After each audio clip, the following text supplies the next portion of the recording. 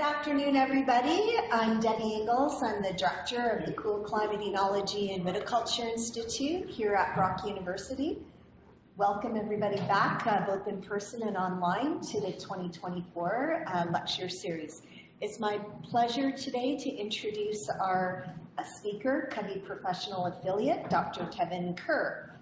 Kevin's been affiliated with CCOVI and Brock University really since CCOVI started back in 1996. Prior to this, he spent almost 17 years with OMAFRA as a specialist for tree fruit crops, grapes, and integrated pest management. And then he opened up his own consulting firm, KCMS Consulting, and worked with local growers on their issues for many, many years until he recently tried to retire. He developed and taught, along with Dr. Wendy McFadden-Smith, the Grape IPM course for the OABI undergraduate students here at Brock for many years, as well as filling in for teaching grapevine biology and cultural practices during the sabbatical leaves of faculty members. He did his PhD at Brock and has worked on collaborative research projects in CCOVI on such projects as the multicolored Asian lady beetle, the development of Vine Alert, the grapevine cold hardiness assessment program now used across Canada, and completed many NRC projects for wineries and growers. He provided independent advice as part of his consulting company to wineries, growers, industry, and academia across not only Canada, but also the US, until about 2020, when again he tried to retire. In 2023, he was lured from semi-retirement by Perennia of Nova Scotia to act as a viticulture consultant for Nova Scotia to address industry needs and advice on all aspects of viticulture production, including recovery and future opportunities, especially after the severe polar vortex of 2023. So today, that's what Kevin's going to talk to us about, the Nova Scotia grape and wine industry with his presentation, Nova Scotia Grape and Wine after the 2023 polar vortex. So please join me in welcoming Kevin.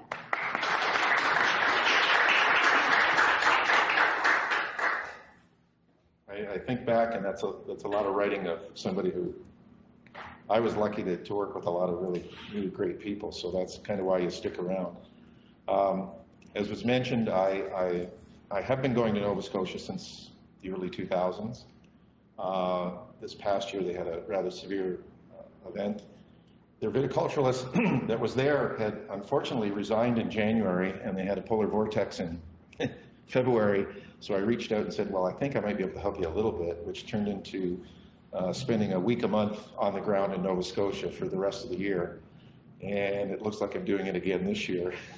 So sometimes you think you get out of the loop, but you get drawn back into it. And I don't mind. What I'm going to do is give you a little bit of background of Nova Scotia, just to bring it along for you. So I'm going to talk about is the background in the cultivars of the industry itself that's there. What's their financial impact? What is Tidal Bay? This is kind of their signature for Nova Scotia, if you're familiar. Where do they grow the grapes? It's kind of like saying you grow grapes in Ontario. Well, it's really not the entire province. Though in Nova Scotia, they're doing it like Ontario and trying to spread out all over everywhere. What were the weather impacts, the actual impacts of the vortex itself? Some of the stuff that I did in 2023 of collecting data and where their industry is going. And in many cases, when people think of Nova Scotia, the first thing they think of is lobster. And they like to eat it. But they've also figured out that lobster and wine go together. So the wine business is not missing out on matching their wines to the maritime food. And that's a big part of for the other part people think of, well, what else? The Bay of Fundy. This is Hall's Harbor showing high tide, low tide. It's phenomenal views of what you see. Or Lunenburg, everyone's familiar with Lunenburg or Peggy's Cove, or going out on whale watching. I mean, this is a province that has so many things. So if someone was looking to work there, there's a lot more than viticulture, but if you're a viticulturalist, you'll have a great time and the options of seeing all kinds of stuff. So this is just a picture of one of the vineyards in season. Looking out in the distance, that's actually the Bay of Fundy, an incredibly view. I mean, when you get a chance, it's kind of like when we think about some of the views in Niagara or other places, when you get that majestic and your chance to see the distance fall out in front of you, it really is incredible. So that's what it looks like in the summer, and that's what it looks like in winter. I took this picture actually in December last year. What was unusual for them is that they actually had snow. Despite what we saw in the recent news, which was Cape Breton area, it's a maritime climate, so they have a tendency to warm up in the winter. So they don't accumulate a lot of snow. They get snow and then it vanishes, and then they get snow and it vanishes. For snow to stick around is kind of an unusual occurrence for them. So where did the industry come from? They traced themselves back to 1611 with the first planting near Bear River. Bear River's in West Nova Scotia, not really up in the traditional area. And then in 1980, a fellow by the name of Roger Dial started Grand Pre Winery, and he had his first commercial vintage. So when you think about it, we're in 2024. That's only 44 years ago that they really just started to get back into grape growing. They've been a little bit here and there. Less than 2 years, the Grape Growers Association of Nova Scotia was formed. The people that were going to be in it decided they needed to have a bit of a voice. Not a lot. If you notice, it took, in 1999, there were only 3 commercial wineries. Yost, Grand Pre, and Saint-Famille. So, again, not a big industry. In 2002, somewhat similar to what's occurred in Ontario, the Winery Association of Nova Scotia came into being, and then in 2020 they changed their name to the Wine Growers of Nova Scotia. So we have kind of 2 organizations that are there. It would be nice if it was a single organization, but that's just the evolution of where it went. So in 2005, so we're talking only 19 years ago, 18-year growing season, there was only 125 acres and 9 wineries. That's still, I mean, Debbie knows and others in here, I know growers, single growers that have far more acreage than 125 acres of grapes right now. In 2012, there was a marketing push put on. A fellow by the name of Peter Gamble had been down there and talked to them to create, he said, you need to produce a signature that people of Nova Scotia can hang their hat on for marketing. And they came up with the name Tidal Bay. It fit the tides, everyone knows Nova Scotia, that area. And I'm going to talk a little bit about what is Tidal Bay and go from there. By 2015, there was 94 grape growers, 17 wineries, and 650 acres. As you can tell, with almost 100 growers and 650 acres, you don't have a lot of big growers by any stretch. You have a lot of small 1-acre, 2-acre parcels. In 2016, the Nova Scotia provincial government said, we think that the grape and wine industry has a place. We want you to expand. And so they put in a planting assistance program. You had to put in a minimum of 5 acres. They gave a listing of varieties that they had to be. There was supposed to be site evaluations done really well, but let's just say maybe some of them weren't done as well as what they thought. So by 2022, they're up to 1,500 acres and 23 wineries. 7 years. 7 years to double, you've over doubled, 2.5 times your industry in production. And you've got more than double the number of, or at least you'd increase your wineries. They had a lot of small wineries. The challenge was 2022, Hurricane Fiona came through. And that was in late September. And I'm going to show you kind of what I call the 4 steps of the apocalypse that almost happened in Nova Scotia. And then 2023 was just a bizarre growing season, which I'll explain to you. So I wound up going there and walking into a system where it had been somewhat regular, and now it was totally upended. Here's the grapes that they grow. This is how many cultivars are being grown in Nova Scotia. So you can see for vinifera, there's about 400 acres in total, and there's about 1,100 acres of hybrids. Chardonnay, far and away, is the most dominantly planted vinifera because they believe it's the hardiest, but not necessarily. And people thought Riesling would do well. The challenge that they have is their growing season is not particularly long. So they're really stuck. That's why I'm quite surprised with Cabernet Franc being on the list at all, because the growing season, I don't think is truly long enough to get a really mature. But some of the others that are earlier ripening, if you look at Pinot Meunier, Pinot Noir, they kind of push it earlier in the season they're trying. But again, they're very sensitive to winter. In hybrids, the biggest cultivar is Lacadie Blanc. For those that are unfamiliar with Lacadie Blanc actually is is a Vineland breeding program selection. A fellow by the name of Ollie Bratt was the grape breeder in Vineland. And this was known for many years as V53621. Well, that's not really a very sexy name to put on a wine bottle. V53621, not going to work. So they took it there, they embraced it, and they cultivated it. It became part of their backbone of their industry, and they renamed it L'Acadie Blanc because the Acadians and L'Acadie is well known throughout the eastern maritime area.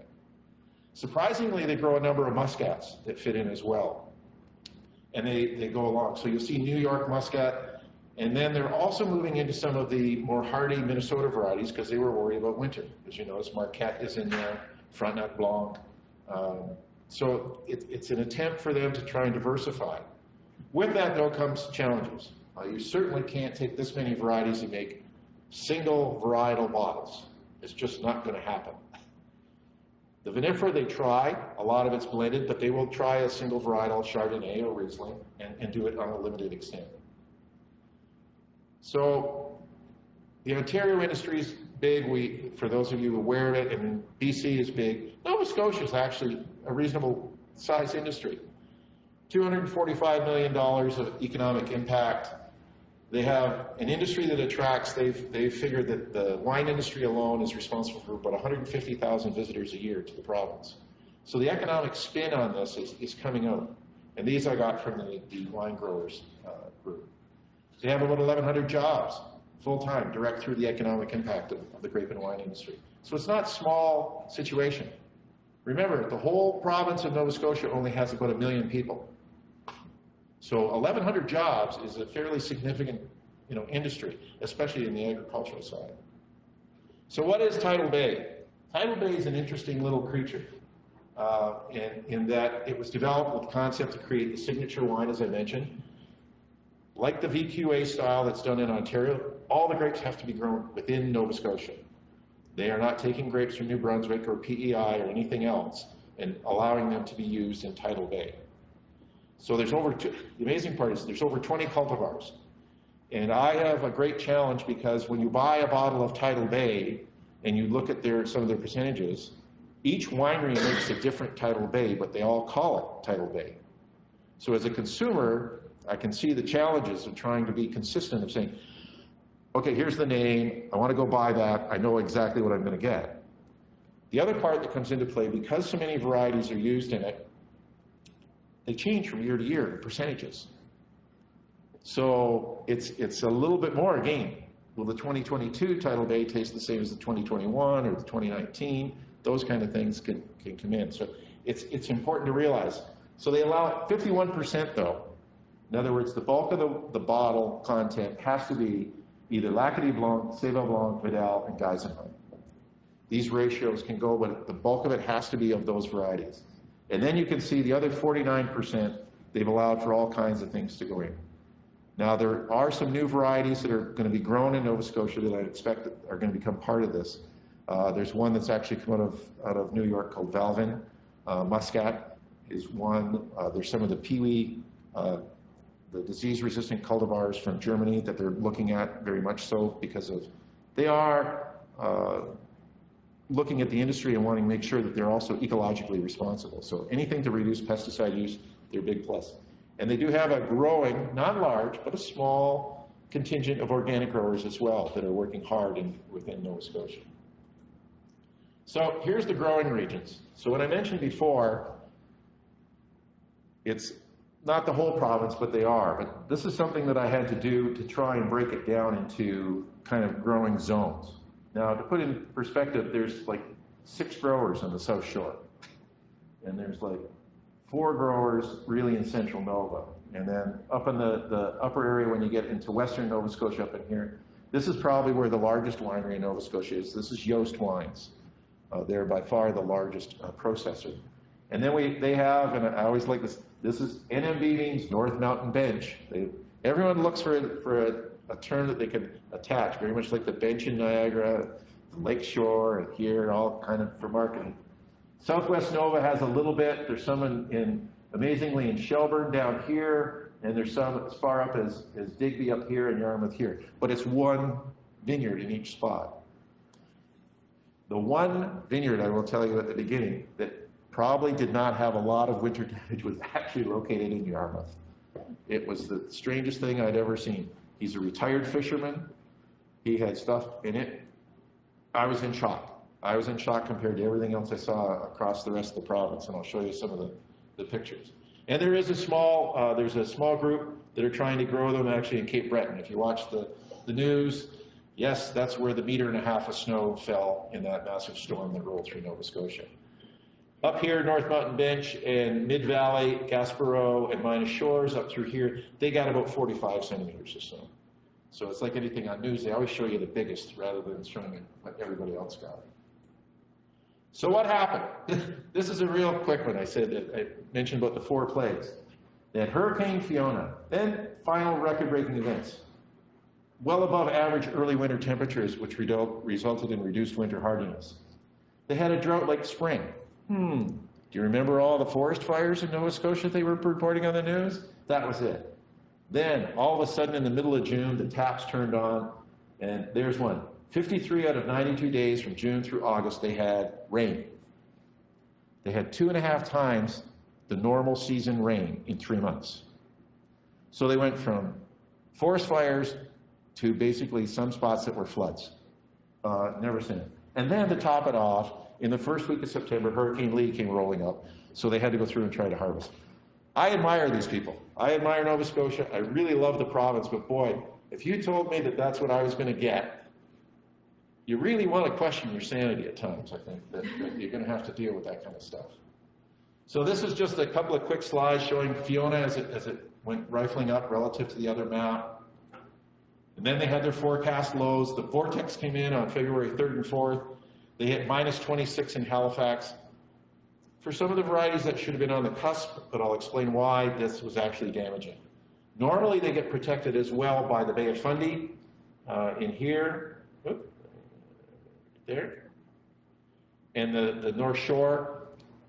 Even the ocean didn't protect it. It's very much like when we've had major freezes and we try to rely on Lake Ontario to protect the Niagara Peninsula, and it just doesn't do it.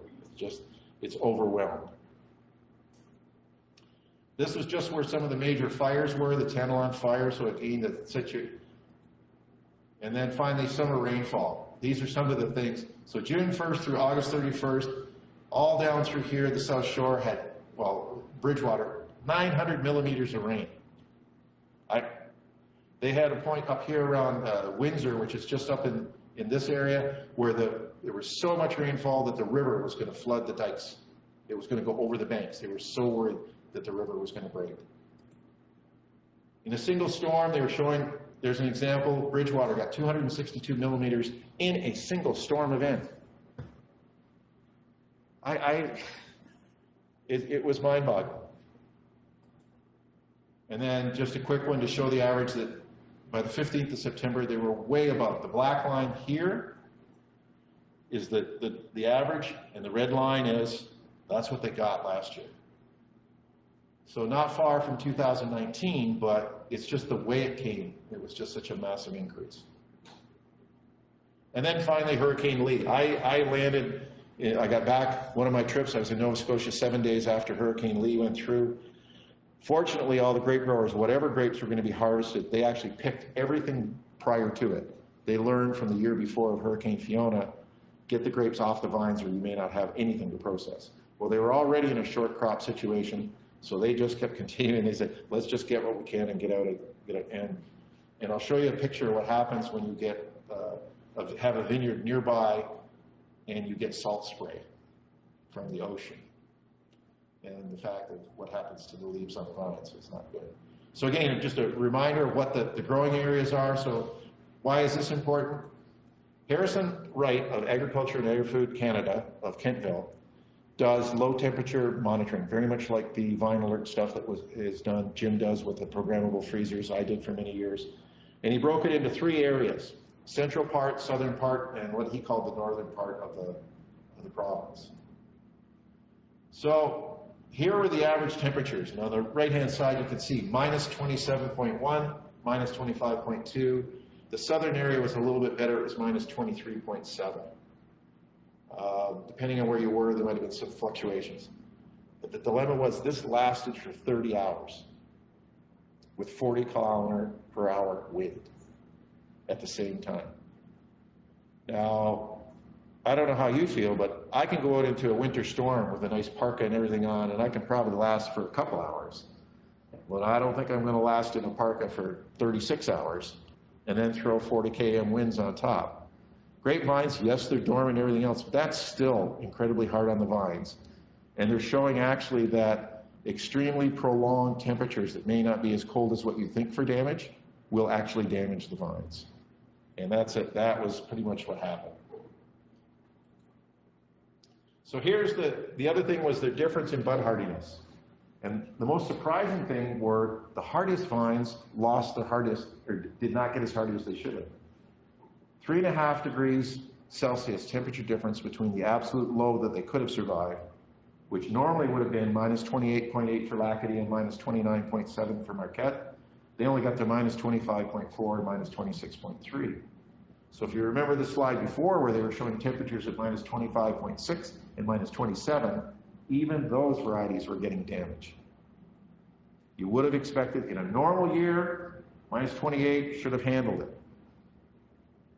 2023, it just didn't come through. So this was just, again, a bit of things that went on, much warmer than normal, severe weather event, and then AAFC did a lot of the work. It was just wacky weather for the season. When I was there, we did a pile of survey work. We wound up accumulating, at least have come up with what I feel now is at least a reasonably good database of growers, contacts, acreages, and everything else. A lot of this stuff was sort of there, but not completely there, and that's what I was given the task to do. I offered to help out, originally thinking it might be 1, maybe 2 trips, which turned into week-long visits for the entire summer, every month, because we had to collect the data and produce the information. I made, while I was there, like, covered the province, 50 separate vineyard sites whenever I was there as much as I could, did Zooms, did webinars, had to write blogs. It was just, retirement was not in my wheelhouse for last year. So we got what was interesting out of the growers when we sent out the survey work, and I feel pretty happy with this. We got over 50 growers reply to us and tell us information. So we were able to come up and we had, of the 1,100 acres of hybrids, 690 acres reported. So we had 62% of the total acreage giving me, telling me, and providing me with information. I think most places, when I talk to them, if you can get a 20% response in your survey, you're pretty happy. 62 and 63% for the acreages, I thought was pretty darn good to get that. But it also showed that half the growers were growing well over half the acreage. So it's kind of there. So we looked at it. I tried to do some work on vine spacing. That was a challenge unto itself because they had all kinds of stuff going on and had been told all kinds of things prior to. So, and the major wineries. In some cases, when you go into an industry, you know, growers may talk to you, but the wineries don't talk to you because the winery. I was incredibly lucky. The wineries I have connections with from, well, some of them are former students at CCOVI that are involved with them. I talked to them in the deal that I made with them, and even Perennia that hired me. So Perennia is like the Ministry of Ag and Food, except they're a Crown Corporation in Nova Scotia. I made the deal with the wineries. I said, you give me the information, and no one but me will ever see this. I will bulk the data, but no one will ever know where it came from. I can say how many wineries, but no names, anything. So I was lucky. Probably if I was a full-time employee of Perennia, I don't know if they'd ever let me do things like that, but as a consultant to them, but they also recognized by the end of the season, the CEO of Perennia came and talked to me in length about, how did you get all this? I said, you got to build a relationship with people, and that's a big part. So the cultivars, again, that we looked at, there's some of the vinifera that we looked at, and the white for the hybrids. The primary whites are Lacadie Blanc and New York Muscat. They do have, I've never run into it. Osceola Muscat was a new one for me.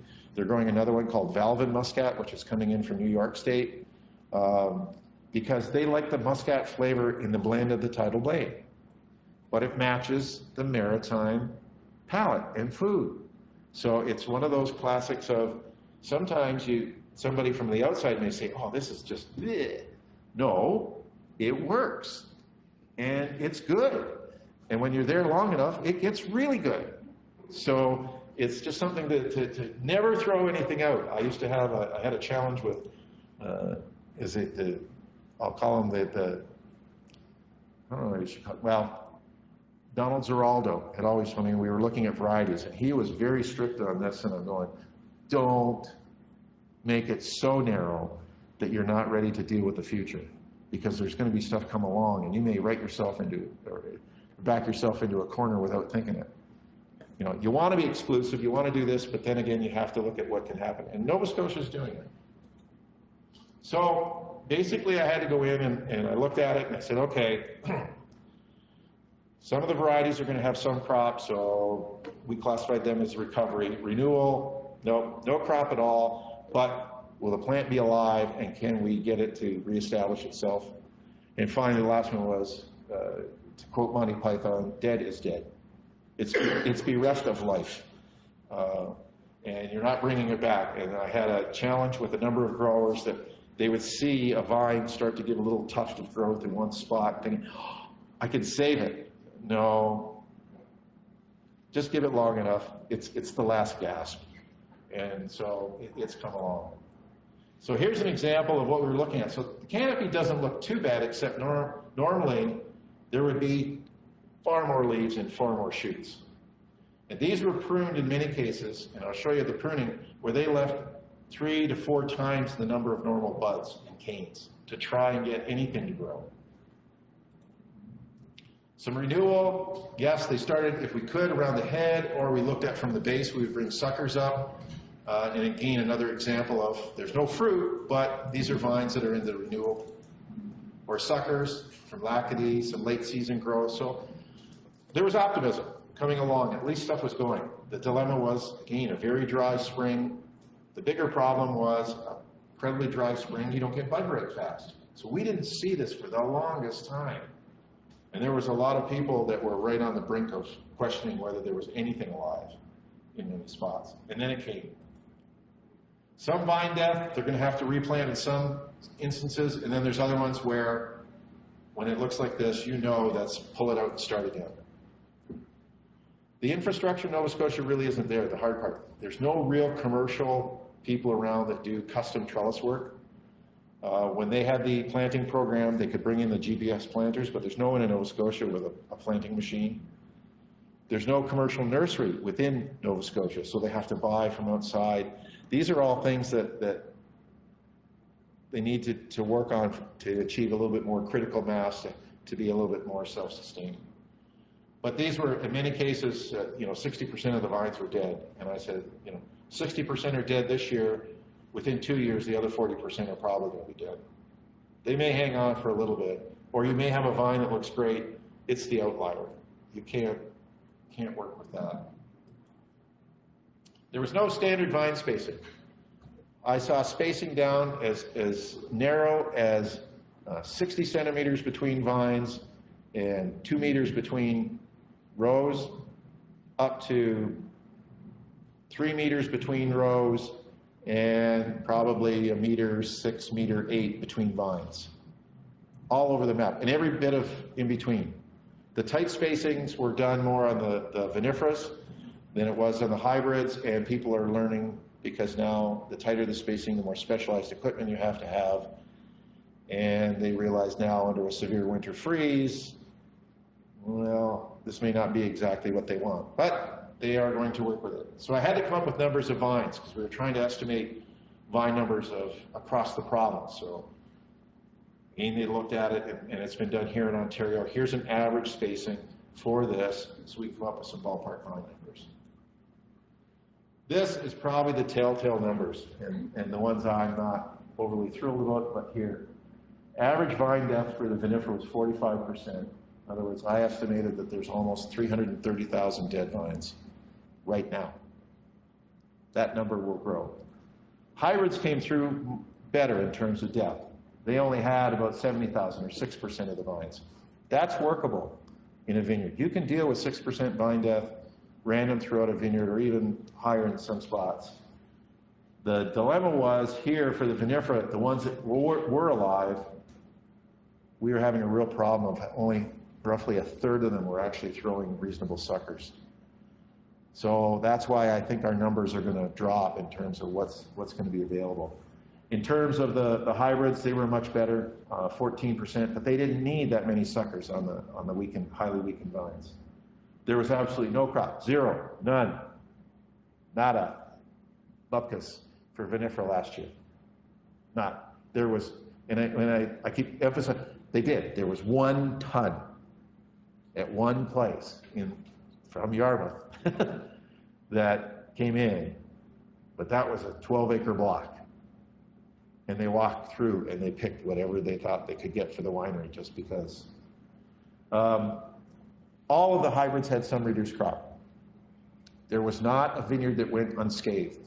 And that's a really critical part that I'm dealing with the Nova Scotia government and talking to the Minister of Agriculture about was everybody got touched. There wasn't as if hybrids came through, even though our numbers were better. And the average yield was anywhere from 33 to 56% of normal. So they moved right along. Processing, as I said, no hybrids. If I took the hybrids and worked it through, it was only 46% of a crop. When you need stuff for tidal bay, and you've only got 46%, you know that the wineries are going to have a huge challenge. They admitted they could survive, but boy, they need to recover reasonably quickly because tidal bay, again, is 100% Nova Scotia grown grape. So they may let them bring grapes, or maybe it may happen, but they won't be able to put it in a tidal bay bottle just because it'll totally contravene their standards. So what were the challenges that I ran into? Well, some people had long spurs, some people did multiple canes, some went to very few canes, some didn't prune anything from the year before. There was no single consistent way to make it work. The basal bud one, in terms of cutting back hard, seemed to have a little bit better response than the others because that's your hardiest buds in the vine.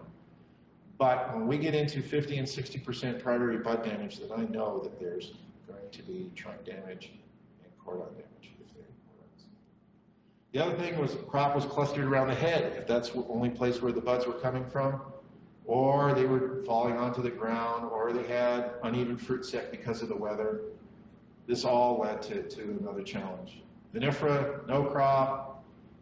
If we looked at New York Muscat at some places, they had no crop. New York Muscat is supposed to be hardy. It's supposed to survive, and it didn't have any fruit. It did grow, but it didn't have fruit. Or Lacadie that had more of a fruit crop than people had anticipated. Much of the fruit that were showing up on the hybrids were from tertiary buds, secondaries and tertiaries, not from primaries. Then the infamous weed control. Anybody who grows grapes knows that the minute you are training suckers up, well, that eliminates using herbicides. Well, again, they weren't really geared up to cultivate, control weeds with equipment other than herbicides through sprayers. So this is going to lead to another challenge for this year coming forward. These are all carryover things. Here's the weather challenge that I mentioned before. So if you look at Kentville in the middle, 19 days of June, now this is predominantly from about the 10th of June onwards, 24 days in July and 10 days in August had rainfall. How do you control diseases under those conditions? 24 days in July, so not only did they have a chance where they had a window to spray and they put on a pesticide, and then 6 hours later or less than 24 hours later, it was all washed off. It created all kinds of challenges.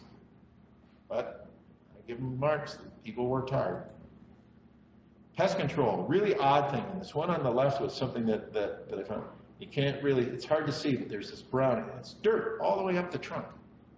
And this was not a single occurrence. I saw this in many, many vineyards. Ants trying to get out of saturated soil. They said, we're getting flooded out, our house is getting flooded out, we're moving. And they started, and the colonies were going up the trunks. Wouldn't have believed it. if I hadn't seen it. But you could tell that was the premise that was going on. Crown gall. It's going to come in with a vengeance, and it has already started. They don't have a lot of insect pests. They're really lucky. They don't have great berry moth, but they have a few other things. They have Japanese beetle starting to appear, which they never had before. Phylloxera is probably one of their bigger issues, and the other one is because of the high hybrid population, Iranian mites. Huge populations of Iranian mites.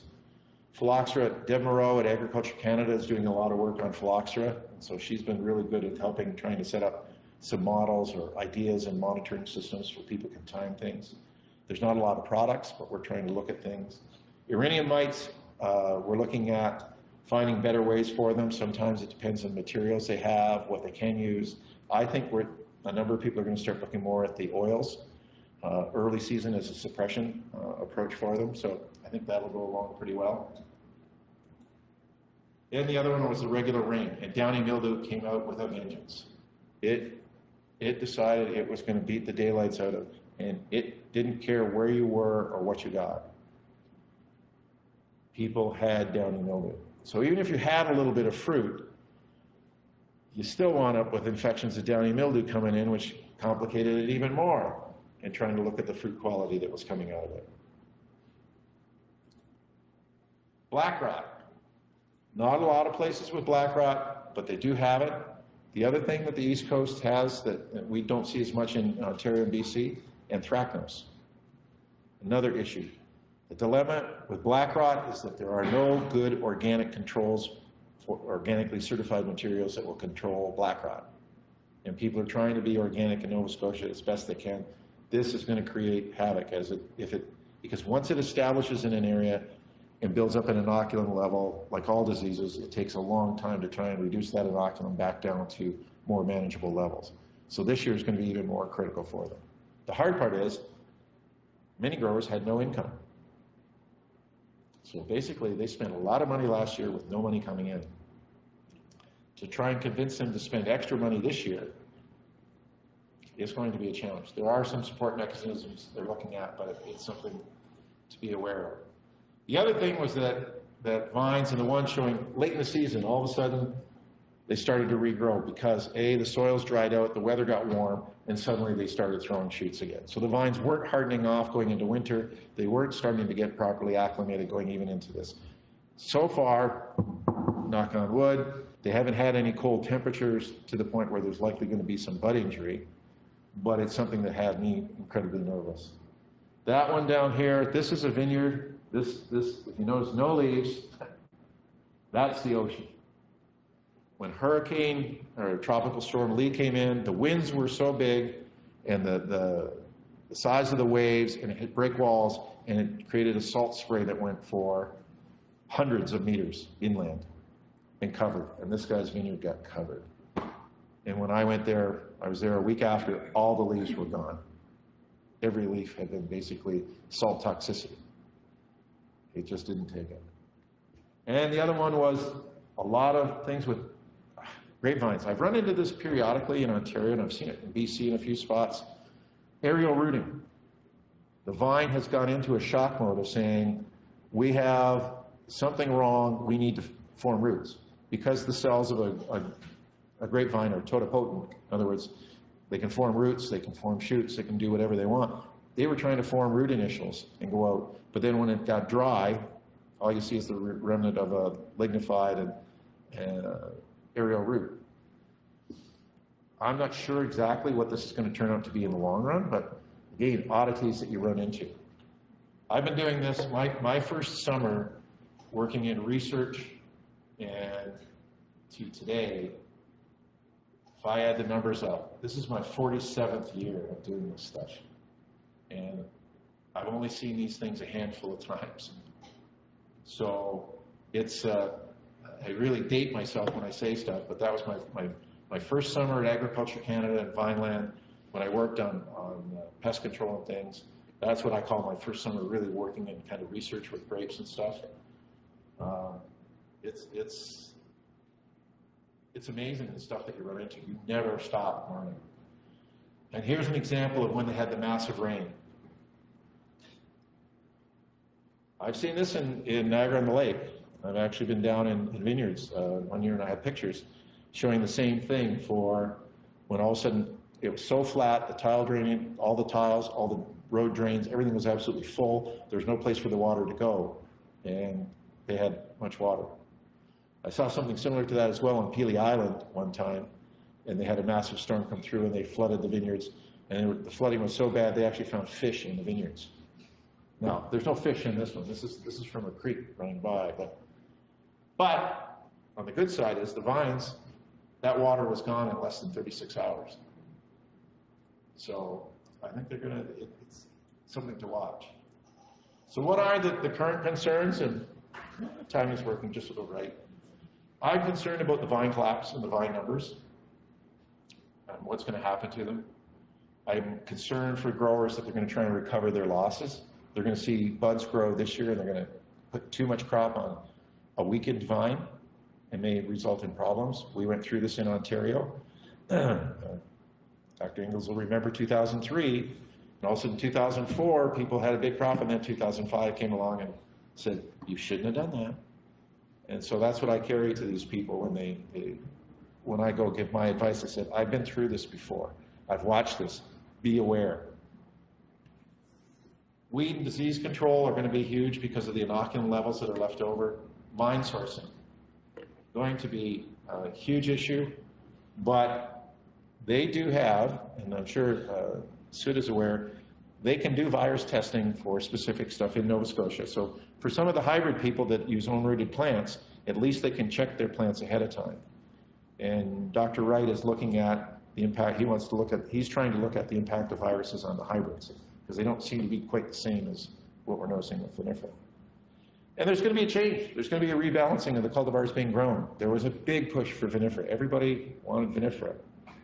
Well, I think some of them now are going to say, hold it, we have to start taking a look at risk management and balancing our portfolio a little bit better and going along.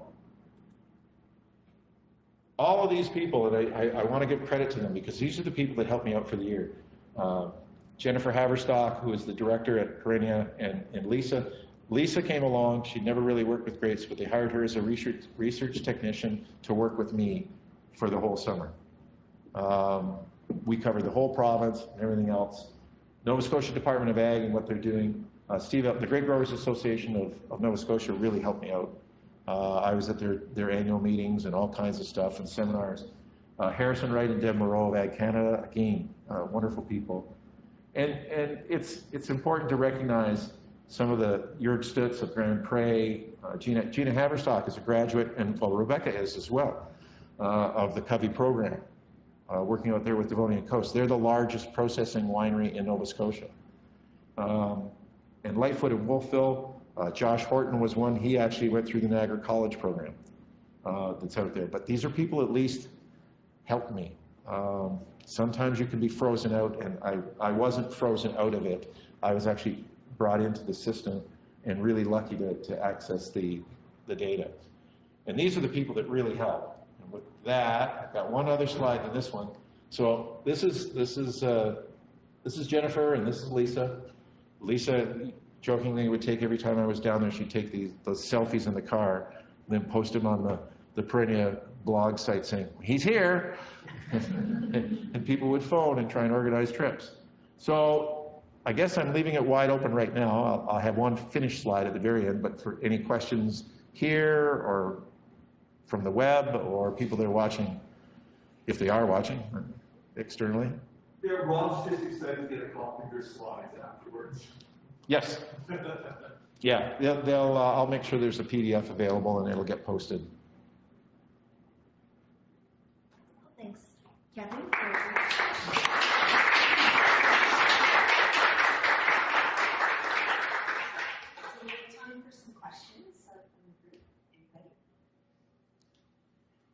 Kevin, I have a question. Just, wow, you know, a lot of hits to the industry, you know, back to back.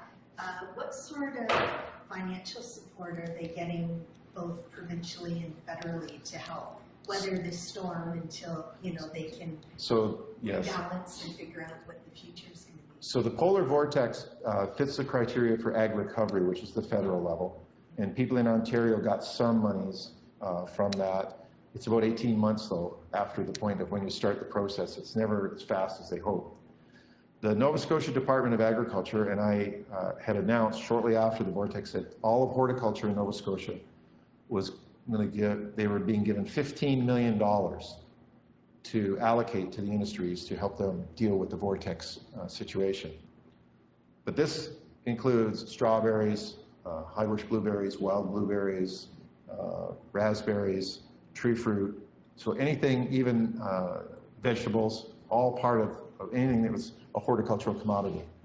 Far and away the largest support is going to be going to the grape growers. They've gone through phase 1 of getting them some monies to try and carry them through.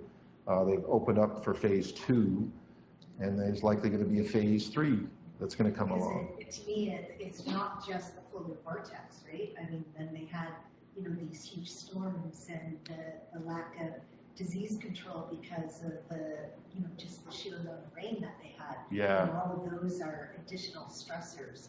Yeah, and the interesting part, though, is that $15 million was to deal with the Polar Vortex. Mm-hmm.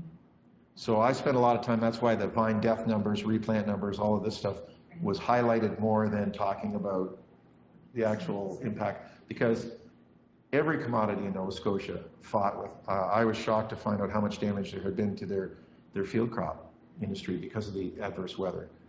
They have a huge hay crop, and they didn't harvest because it rotted in the fields. They couldn't get the hay off and get it processed. So I hadn't thought about all of these other commodities, soybean fields that were just flooded. So there's a lot of things that came into play, but the 15 million was for there. They are going to apply, is my understanding. I was trying to frame everything for them for ag recovery to follow the model that was used for British Columbia and Ontario getting federal money to assist.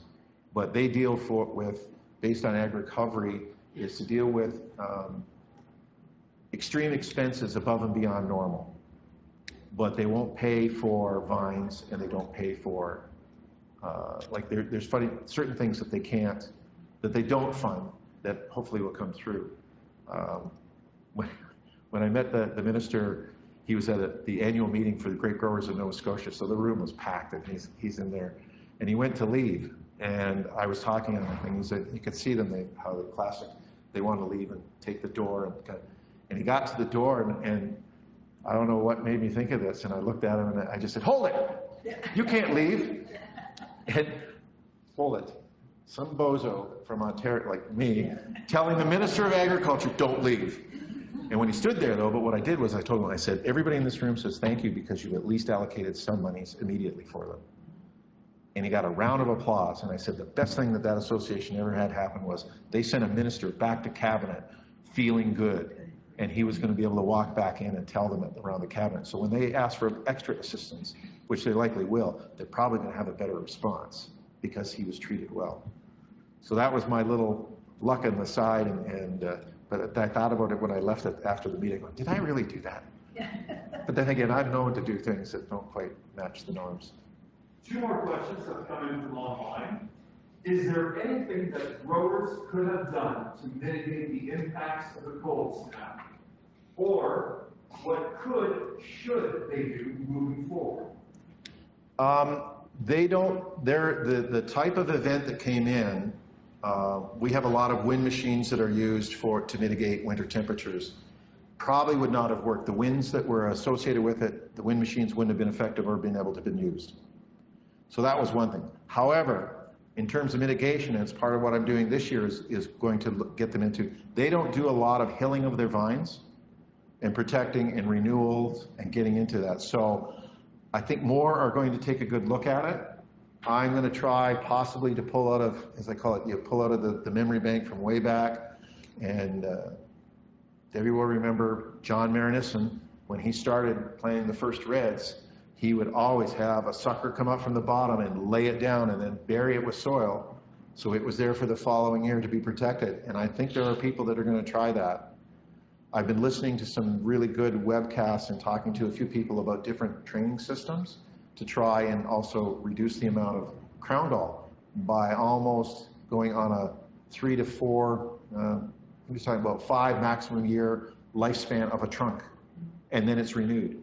but always has other trunks coming back in place so they don't lose productivity on that. So these are the types of things that I think people are going to look at. Some of them will look at varietal selection, locations. There are areas that need site improvement, tile drainage, and some other things that I think can improve. But those are probably the two biggest ones. So some of the stuff wasn't going to change anything because it was such a big and massive event. But on the flip side, if they had been looking at some of the trunk protection or graft union protection that they hadn't been, they might have been able to get back into a recovery faster. And that's really the big thing is speed. Pulling out a vine and planting a new one, is a 3 to 5 year wait. If I've already got an established root system in place and I can bring new shoots up from the base very quickly, I now have a functional root system, and now I can get a vine back much faster. And the second question, on skills and experience, how are they going to support that when the NSCC has stopped V&E education? Their one there was, yes, the Nova Scotia, for those that are wondering, Nova Scotia Community College has a 1-year program, not identical to the program here, but very much along a similar line for students. They were finding declining enrollment, so they've suspended it for a year. I don't think the program's going to end, but I think they want to reevaluate how it's offered and under what premise. They definitely need, in Nova Scotia, they do have a challenge of what I call knowledgeable labor. And this was one of their ways of trying to address that, to get people familiar with how things are going to operate. The big challenge is, as I mentioned at the outset, a large number of growers with very small acreages. So it's almost going to be that you're going to have to think of yourself working in this industry and being trained in the industry almost as an independent contractor to do work for people that because they'll never, I don't think they'll have the resources to pay you as a full-time employee. It just won't be there. We've used a rough ratio in Ontario, and I would probably say the similar one in Nova Scotia, that in theory, one person can manage about 7 to 8 acres of all handwork, because all of their grapes are harvested by hand. So you run the average numbers through. But there are periods of when things have to be done. So if you've got a grower with 3 or 4 acres, you really don't even make the economic plan or case to hire a lot of people. So you have to really look, and that's what's coming. So that's where that is. I'm aware of it. I talked to people about it while I was down there, but I expect you're going to see it back in another iteration, but it just won't be in the existing one. People from Nova Scotia have been coming here for education to Brock and doing well with it, and then going back.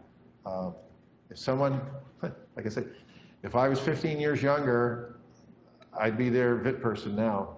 Like, I would move. It's a place that has a lot of stuff going for it, and it's a lot of opportunity to grow with an industry that I consider very young. When you really, in 20 years, they went from 125 acres to over 1,500. In less than 7 years, they doubled their industry. So it's young. There's opportunity there, and it's a matter of coming in with good information and being well trained. Yeah. Kevin, first of all, thank you very much for the nice presentation. Great work. Looking into the Nova Scotia grape and wine industry, especially the cultivars that have been growing, adjusting to vinifera, growing more hybrids, obviously, they are more winter hardy. What's the grower's perspective after this catastrophic event? Like they want to go with more winter hardy cultivars like decline, or they want to continue with the more innovative ways to protect the viniferas. And the second part is like, what's your advice to the nurseries? Because most of the nurseries that are there here in Ontario, majority of them, they don't preferably grow the cultivars that the Nova Scotia needs, like the kind of land. So what's your advice?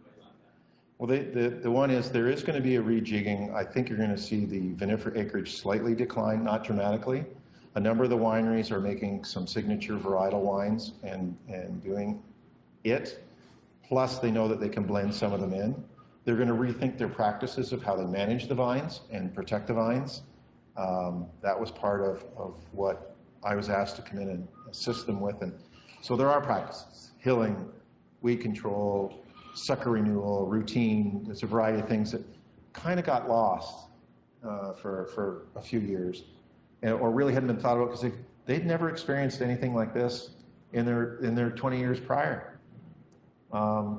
Ontario, I remember when the very first vinifera were put in the ground, and the people that put them in the ground tried to treat them the same way as that they treated them in Europe where they came from, and suddenly found out that doesn't work here. So there was a relearning and reorganization and a retraining to become familiar. From the nursery side, they're trying, many of the hybrids, they go with own-rooted stuff. They are doing, and I've encouraged, and there were monies made available to them, that if they're going to propagate hybrids within the province, that they can get the virus tested ahead, which to me is critical. They're supporting that. On the vinifera side, yes, it's them. The challenge is to get them to buy the varieties they want on the rootstocks they want, and not just accept what's given to them. The other push is certified plants. Even the Nova Scotia industry recognizes you got to start clean, because if you start dirty, it will come back to haunt you. And so that's where they're going. A number of their vines come, at least the hybrids especially, come from Quebec, are coming out of there. So we're looking. The vinifera have come from Ontario, or they've imported from Europe. Some of them have come in, because some of the nurseries have connections. And I mean, even in Ontario, some of the vines, the rootstocks are brought in, they're grafted, or there's purchased finished vines. So everybody's trying. The dilemma is that with the previous freeze in Ontario and the replants, the freeze of British Columbia last year and again this year is going to put a huge push on the sourcing of grapevines. Even Nova Scotia recognizes it. But the varieties they're looking for are not quite the same spectrum as what's elsewhere. So yes, they're rejigging, and I've suggested that they want to take a look at, what their risk tolerance is at a grower level is really important. For self-propagation, there are people that there's some stuff. There's even some people looking at tissue culture work at Acadia University. So it's another part that's coming in. It's just here's the next push of helping a startup. And I think as a startup, I think there may be more opportunity now because there's going to be demand for the next 5 to 7 years. So as a nursery, I think in a small area, that's the part to encourage.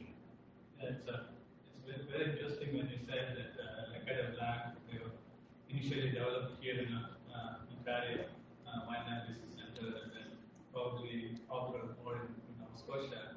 We did a big virus survey in Monroe in Nova Scotia, and we found that that's the variety that has least amount of infection in Nova Scotia. So. Yeah, it's a very funny thing going along, but like I said, when Lac-a-Dee Blanc, the class, like it was a cross from 1953, and it was bred for Ontario, but it just didn't fit. By the time it got into sort of the marketplace, I mean, not many in this room or people will remember Deshonac, which was 9549, and it was known as S9549 forever. But they said, well, you can't sell 9549 on a bottle, but you could put the word Deshonac on it, and suddenly it went.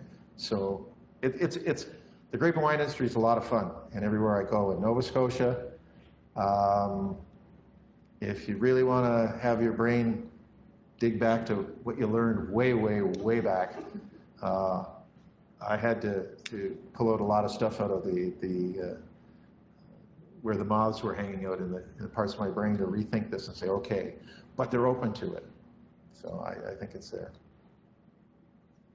Any other questions? Kevin, did you want to go through? No, I just think this is just something, these are the things that I have presented to the Nova Scotia growers, to the government, to Perennia, to their farm loan board and other ones about, okay, here are the things that we're all thinking about now. It's finally now kind of in print, and it's something that they can work towards, and they will, it's going to come, but they're optimistic. I mean, there's pessimism because financial hits are no fun for anybody, but all of agriculture is, oh, next year's got to be better, regardless of what you grow. Well, please join me in thanking Here's a small token of our appreciation for your time today. And just a reminder for everybody, next week is our reading week, so we're going to take a little bit of a break from any seminars. Most of us will be attending the Ontario Fruit and Vegetable Convention. And then the week after, on February 28th, we'll welcome Dr. Ron Jackson, and he'll give a presentation on Wine and Health, a Reasoned View. So look forward to seeing everybody in 2 weeks' time. Thank you.